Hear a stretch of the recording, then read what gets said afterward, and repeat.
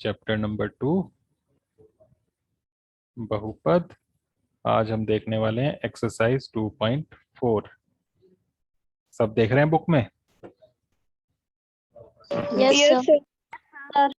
2.4 से पहले 2.3 का जो लास्ट क्वेश्चन था ना, वो शुरुआत है एक्सरसाइज 2.4 की। 2.3 में लास्ट क्वेश्चन जो था, क्वेश्चन नंबर 3, उसमें जांच करनी थी कि 7+3x जो है वो बहुपद आगे जो दिया हुआ है उसका गुणनखंड है या नहीं। तो उसमें बहुपद ये जो हमारी शेषफल प्रमेय थी उसका इस्तेमाल करके हमने देखा कि गुणनखंड है या नहीं है। सेम वैसे ही आपका फर्स्ट क्वेश्चन है एक्सरसाइज 2.4 में। फर्स्ट क्वेश्चन में क्या लिखा है, देखो, बताइए कि निम्नलिखित बहुपदों में से किस बहुपद का एक गुणनखंड x+1 है। x+1 ये इसका गुणनखंड है कि नहीं है, ये चेक करना है। तो सेम वैसा ही क्वेश्चन है ना जैसे पिछले एक्सरसाइज में था। Yes sir. तो जिसको चेक करना होता है गुणनखंड है कि नहीं है, उसको बराबर में 0 रखते हैं, यहां से x का मान निकालते हैं। क्या मान बनेगा यहां से? +1 था, ये राइट साइड में जाएगा, क्या बनेगा? -1। तो x की जगह -1 रख के देखना है हमने हर एक बहुपद में। 4 पार्ट है आगे, जिसमें 0 बन जाएगा वो उसका गुणनखंड होगा ये। ठीक है, तो इसका फर्स्ट पार्ट देख लेते हैं। अभी फर्स्ट पार्ट में आपको दिया हुआ है ये x⁻3 + x⁻2 + x⁻1 है ये, फिर +1 है। तो इसमें x की जगह क्या क्या रख के देखेंगे? सब जगह जहां जहां x आ रहा है क्या रखना है? -1 बोलते जाओ जरा, क्या बनेगा? -1 3 3 आगे प्लस प्लस -1 2 प्लस -1 1 प्लस 1। -1 है, मतलब -1 3 बार आ रहा है। ठीक है, तो 1 हो तो 1 3 बार आए गुणा करके तो 1 ही रहता है ना, चाहे 4 बार आए चाहे 10 बार आए, कल भी हमने बात की थी। तो ये -1 है, तो 1 3 बार आए तो 1 ही रहेगा ना ये। अब माइनस देखना है बस, -3 बार आए तो क्या आता है? माइनस आता है या प्लस आता है? 3 बार है ये माइनस, माइनस आता है। ठीक है, आगे फिर 1 की घात 2 है तो 1 ही आएगा। लेकिन यहाँ पर माइनस कितनी बार है? 2 बार। 2 बार, तो क्या आएगा? प्लस प्लस आएगा। जोड़ों में आए तो प्लस आता है। यहाँ पर माइनस कितनी बार है? 1 बार। 1 बार, तो क्या आएगा? माइनस ही आएगा। आगे फिर +1। अब प्लस के कौन कौन से हैं इसमें?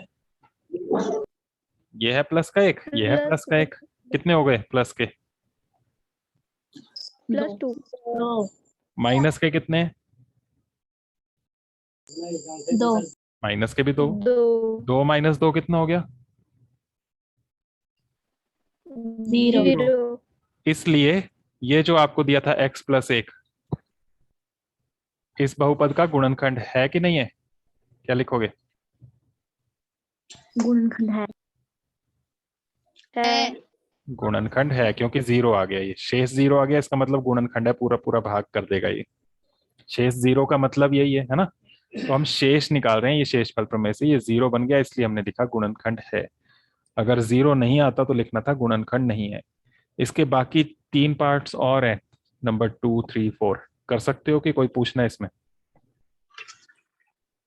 कर लेंगे। सभी कर लेंगे। सभी कर लोगे? Yes sir. फोर्थ पार्ट थोड़ा सा डिफरेंट है, अगर कर पाओ तो ठीक है, नहीं कर पाओ तो कोई बात नहीं, पेपर में सिंपल सिंपल ही आएंगे वैसे। ठीक है, यस सर। क्वेश्चन नंबर 2 पर आ जाओ। गुणनखंड प्रमेय लागू करके बताइए कि निम्नलिखित स्थितियों में से प्रत्येक स्थिति में gx px का एक गुणनखंड है कि नहीं है। यहां भी गुणनखंड है कि नहीं है यही बताना है। gx px का गुणनखंड है कि नहीं, दो बहुपद दिए हुए हैं, दूसरा वाला पहले वाले का गुणनखंड है कि नहीं है ये बताना है। कौन सा करें इसका, पहला दूसरा तीसरा? करना सेम वैसे ही है जैसे अभी पहले किया। कौन सा करें, जल्दी बोलो, जो सबसे ज्यादा आपको डिफिकल्ट लग रहा हो। दूसरा। चलो दूसरा। दूसरा कर लेते हैं। दूसरा। gx चेक करना है गुणनखंड है कि नहीं। gx क्या दिया है आपको यहाँ पर दूसरे वाले में? कितना है gx? एक्स जमा 2 x प्लस 2। तो ये जो है इसको बराबर 0 रखना है, जिसकी जांच करनी होती है गुणनखंड है कि नहीं। जैसे यहाँ x प्लस 1 था, तो जब इसको सॉल्व करेंगे तो x कितना आ जाएगा यहाँ पर? -2 -2। पीछे ये -1 आया था, इसमें -2 आया। अब ये वाला मान रख के देखना है आपने px में क्या था। px बोलो जरा, px बोलो क्या लिखा है बुक में। 3 + 3x² + 3x + 1 इसमें x की जगह -2 लिखते जाओ, बोलो।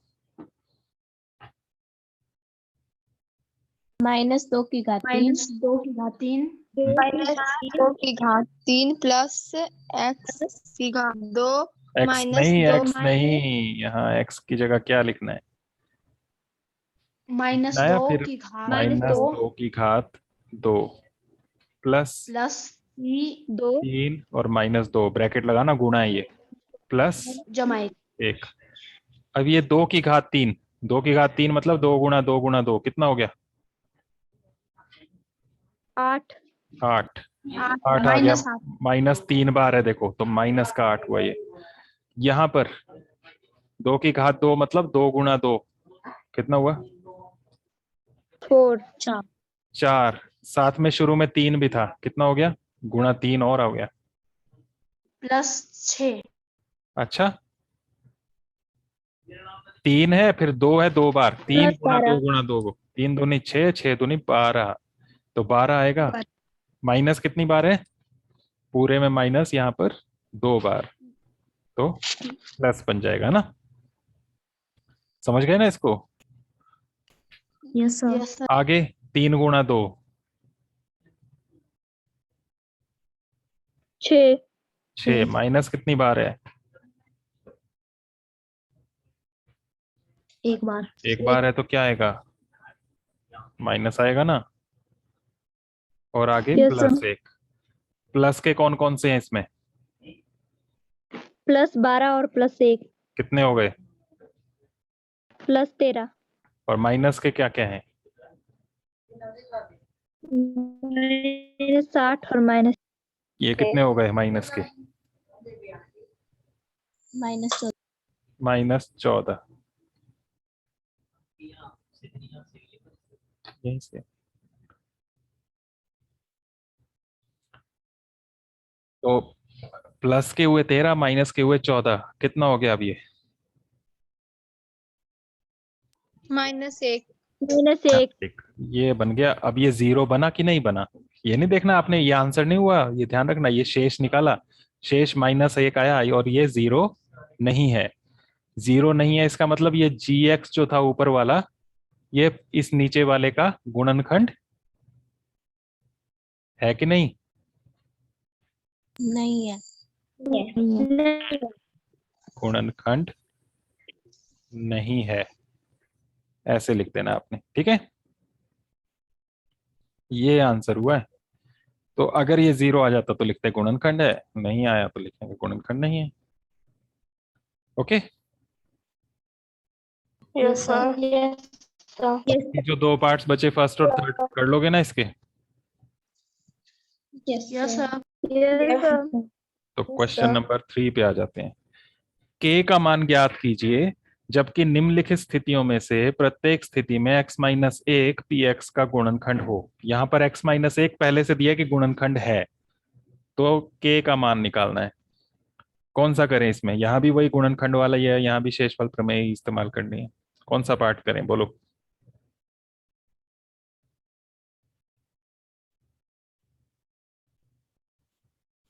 थोड़ा जल्दी बोला करो। तीसरा तीसरा कर लेते हैं, चलो। तीसरा यहाँ भी सभी पार्ट सेम है, एक मैं कर रहा हूँ बाकी आपने करने हैं। तो थर्ड पार्ट में बोला है, ऊपर ही लिखा हुआ है x-1 गुणनखंड है, लिखा है ना ऊपर ही क्वेश्चन में ही, नंबर 3 के सामने। k का मान ज्ञात जबकि निम्नलिखित स्थितियों में से प्रत्येक स्थिति में x-1 px का गुणनखंड है। ये गुणनखंड है सबका, नीचे जो दिए हैं सबका, तो इसको बराबर 0 रखेंगे और यहाँ से x का मान निकालेंगे। कितना हो गया x का मान? +1 तो +1 या सिर्फ 1 लिख लो उसको, ये आया। अब इसको हमने px में रखना है, ठीक है। थर्ड वाले में px क्या है?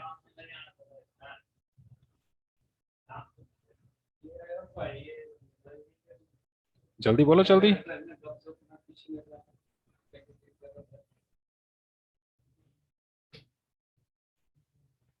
थर्ड पार्ट में देखो px क्या है, kx² minus √2x 2x plus 1 ये है।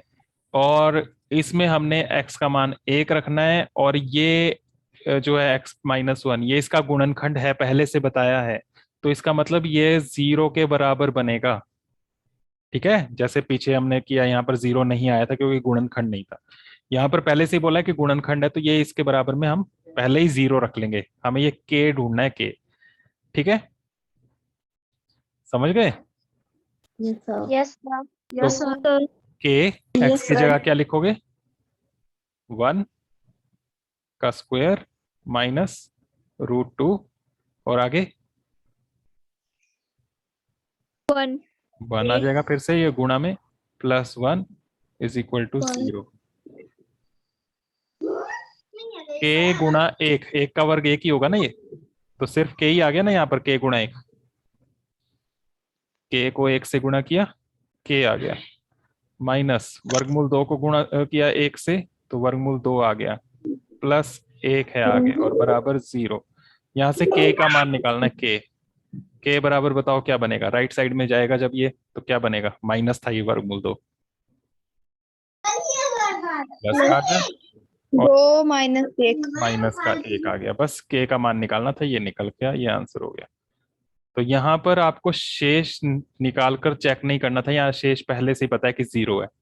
लिखा नहीं था क्वेश्चन में कि 0 है, क्वेश्चन में ये लिखा था कि ये जो x-1 गुणनखंड है, ये गुणनखंड है। तो यहाँ पर ये जो होगा हमारा, इसमें जब हम वैल्यू पुट करेंगे ये 1 x की जगह, तो ये 0 के बराबर बनेगा, ठीक है। पहले ही जब आपको गुणनखंड दिया हो तो वहां पर आप 0 रख के चेक कर सकते हो। तो ये इस तरह से यहाँ पर क्वेश्चन था।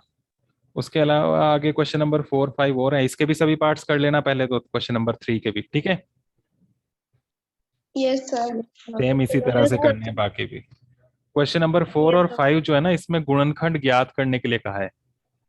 ऊपर लिखा हुआ है गुणनखंड ज्ञात कीजिए।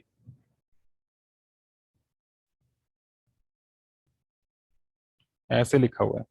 तो गुणनखंड ज्ञात करने के लिए यहाँ पर अंदाजा लगाना है कि x के किस मान से ये 0 बन सकता है, क्योंकि गुणनखंड तभी बनता है जब वो 0 बन जाए, ठीक है। यस सर तो ये किस किस से 0 बन सकता है वो जांच करनी है आपने। फिर अगर आपको मिल गया कोई, तो उससे आपको पता लग जाएगा गुणनखंड क्या क्या होंगे, ओके। लेकिन इसको मेरे ख्याल से अभी रहने देते हैं, कल देख लेंगे, या फिर डायरेक्ट हम सर्व समीकरण देख लेंगे अगली, ठीक है। क्योंकि पेपर के लिए थोड़ा थोड़ा आपके पास हो जाए तैयारी तो अच्छा रहेगा, ताकि थोड़े नंबर ले पाओ। तो अगर ये गुणनखंड वाला नहीं भी करोगे, इतना अगर शेषफल प्रमेय वाला कर लिया तो भी काफी रहेगा आपके लिए, okay. Yes sir yes sir कल देखते हैं हम, कल हम सर्व समीकरण देखेंगे, गुणनखंड वाला ये फिलहाल रहने देंगे इसको, फिर पेपरों के बाद इसको कर लेंगे, ओके। परसों से पेपर की तैयारी करना, और ये जितना आज कराया है इसको कंप्लीट कर लेना, बाकी हम कल करते हैं।